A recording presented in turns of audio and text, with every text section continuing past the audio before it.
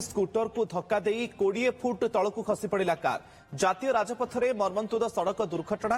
बारिपदा सहर दे जाइथिबा 18 नंबर जातीय राजपथर बुढ़ी खमारी छक निकट में मर्मन्तुद सड़क दुर्घटना घटी।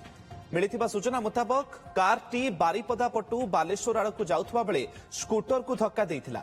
एथिरे थिबा जने व्यक्ति एवं 6 वर्षर झियो जाउथबा बेले उभय छिटिकी पड़ी पोलो तलकू खसी पड़िथिले। परे कारटी पोलो तलकू खसी पड़िथिला। स्थानीय लोके उद्धार करी 108 आम्बुलांस जोगे बारिपदा मेडिकल कॉलेज रे भर्ती कराइथिले। स्कूटर चालकंकर अवस्था संकटापन्न हेबारु तांकु कटक बड़ डाक्तरखाना को स्थानांतरित करा जायछि। अधिक सूचना पाई बारिपदार आम प्रतिनिधि माणिकलाल पाणी आम सहित जोड़ी होती। माणिकलाल केमिति घटिला ए दुर्घटना, उद्धार केमिति करागला एवं जो माने आहत अछंती तांको स्वास्थ्य अवस्था बे केमिति? निश्चित मुकेश ये जो पूरा भयंकर दुर्घटना कहले निहाती अत्युक्ति हेबनी। जो कारटी 18 नंबर जातीय राजपथर बुढ़ीखमारी छक पाखे एक छोटिया पोलोटी अच्छी से पोलो ऊपर सीधा सड़क तलक खसी पड़ी प्राय 20 फुट तलक खसी पड़ी। कारटी संपूर्ण जो कही भांगी रुची स्कूटी पूरा पोलो तलक खसी पड़ता। स्कूटी पूरा संपूर्ण छिनछतर हो कहले माने जहाँ देखा मिली। तो ये जो कार जे चालक थिले तांकर परिचय मिली। से गंजाम अंचल लोक झारखंड रे रहंती। से जने सेना कर्मचारी तांको परिवार सह तांको स्त्री तांको मां तांकर 2 वर्षर गोटे छोट पुओ एवं तांको भाई कार रे थिले। से माने जाउथुला बेले पूरा समस्ते कार सहित पोलो तलकू खसी पड़ते। किंतु भगवान को जाऊ गोटे भल कथा कि समस्ते आहत होइचंती, खंडिया खबर होइचंती, किंतु ठीक ठाक अछंती।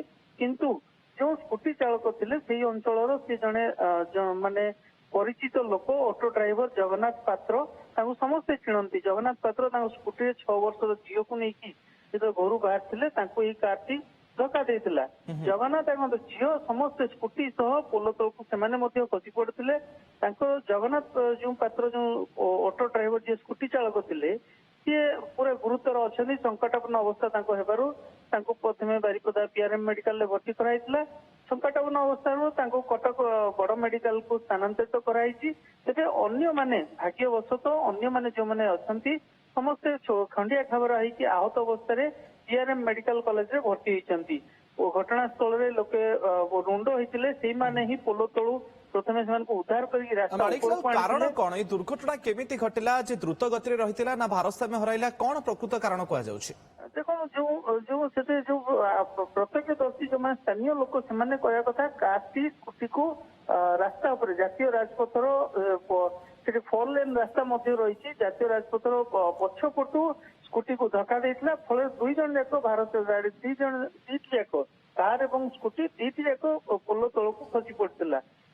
एवं जो स्थानीय लोक मैंने पहुंची रास्ता पोलो तल ऊपर को आनी 108 आम्बुलांस रे पीआरएम मेडिकल कॉलेज को भर्ती करते।